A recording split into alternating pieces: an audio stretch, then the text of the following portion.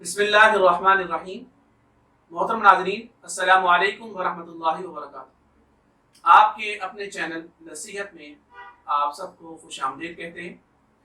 محترم ناظرین، گزشتہ ویڈیو میں اس بات کی وضاحت کی گئی تھی کہ ہم اگلی ویڈیوز میں اسلامی مہینے محرم الحرام کی فضیلت اور اہمیت کو وضاحت کے ساتھ بیان کریں گے۔ تو آج انشاءاللہ محرم الحرام کی فضیلت اور اہمیت کے حوالے سے جو ویڈیوز ہیں ان کا آغاز کر رہے ہیں۔ محترم ناظرین، سب سے پہلے محرم الحرام جو کہ اسلامی مہینہ ہے اس کا تعارف آپ کے سامنے پیش کر دوں۔ آقا دو جہاں صلی اللہ علیہ وسلم کی زندگی کا بہت بڑا حصہ مکہ مکرمہ میں گزرا، اور جب وہاں پر کفار مشرکین نے حضور صلی اللہ علیہ وسلم اور مسلمانوں پر ظلم و ستم کا بازار گرم کر دیا، تو اللہ رب العزت کے حکم سے حضور صلی اللہ علیہ وسلم اور مسلمانوں نے مکہ کی وادیوں کو چھوڑ کر مدینہ منورہ ہجرت فرمائی۔ تو جیسے ہی حضور صلی اللہ علیہ وسلم مدینہ منورہ تشریف لے گئے، اس وقت سے ہی اسلامی سال شروع ہوا، جس کو ہم ہجری سال بھی کہتے ہیں، اسلامی سال بھی کہتے ہیں۔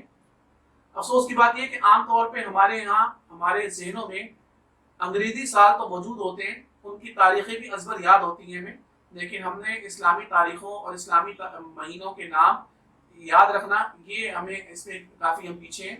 بینگ مسلم، ہمیں جس طریقے سے انگریزی سال ہمارے ذہن میں بالکل ایسے ہی جو اسلامی سال ہیں ان کے نام بھی ہمارے ذہنوں میں ہونے چاہیے۔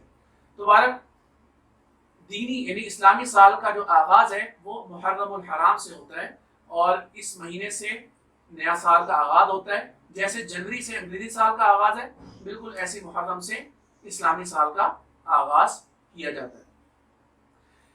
محترم ناظرین، اس مہینے کے اندر ایک دن ہے جس کو یوم عاشور بھی کہا جاتا ہے، 10 محرم الحرام بھی کہا جاتا ہے۔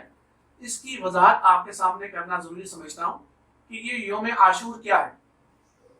سب سے پہلے تو اس بات کو سمجھ لیں، یوم عاشور یہ عربی زبان کا لفظ ہے اور اس کا مطلب ہے 10واں دن۔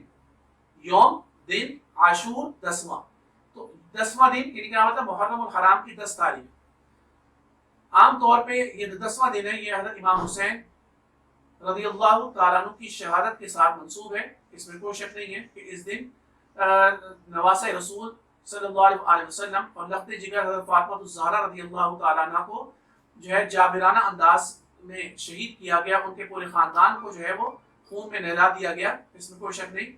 لیکن آپ کی معلومات میں اضافے کے لیے میں بتاتا چلوں کہ اس دن کی اہمیت صرف اسی واقعے سے نہیں ہے، بلکہ اللہ رب العزت نے اس کائنات کی آغاز جو ہے وہ بھی اسی دن سے ہی کیا تھا، یعنی زمین و آسمان کی تخلیق، قلم کی تخلیق، اور یہاں تک کہ آدم علیہ السلام جو کہ سب سے پہلے انسان بھی ہیں اور سب سے پہلے پیغمبر بھی ہیں، ان کی تخلیق بھی اللہ رب العزت نے اسی دن فرمائی تھی۔ اس کے ساتھ ساتھ حضرت نوح علیہ السلام کی جو کشتی ہے، وہ جو جب سیلاب آ گیا، طوفان آ گیا، تو حضرت نوح علیہ السلام کی کشتی جودی پہاڑ کے ساتھ جو ٹکرائی اور اس کے ساتھ لنگر انداز ہوئی، یہ بھی اسی دن ہوا۔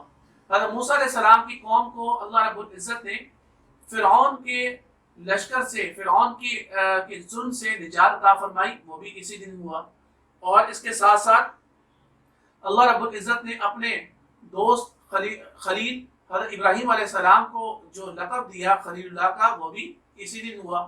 اور اس کے ساتھ ساتھ آپ کی ایک اور معلومات میں اضافے کے لیے بتاتا چلوں کہ جو باران رحمت یعنی رحمت کی جو بارش اس کائنات میں سب سے پہلی مرتبہ اللہ رب العزت نے برسائی، وہ بھی اسی دن ہوئی۔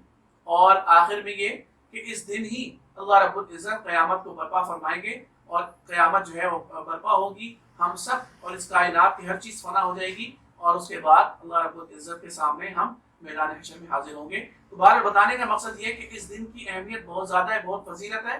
اللہ رب العزت ہم سب کو اس دن کی اہمیت اور فضیلت کو سمجھنے کی توفیق عطا فرمائے، اور ہم سب کو اپنے اور اپنے پیارے نبی صلی اللہ علیہ وسلم کے احکامات کے مطابق زندگی گزارنے کی توفیق عطا فرمائے۔